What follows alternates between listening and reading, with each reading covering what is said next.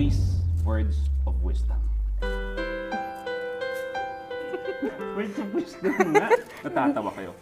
Ang hirap maging seryoso dito. Sa buhay, hindi maiwasan na magkaroon kayo ng mga konting kaaway o konting katampuhan, di pagkakasunduan sa ibang tao. Pero kung nandun kayo at biglang kailangan nila ng tulong ninyo, be the better person. Dalhin nyo sila sa pinakamalayong ospital.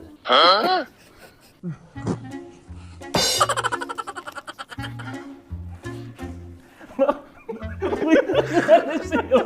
Ano nangyari sa'yo? Ano nangyari sa'yo? Hindi niya in-expect eh. Bakit? At least tutulong ka kaysa iwanan mo. Bakit? Ano nilalabas sa ospital? Pinakamalayo nga lang. Bigla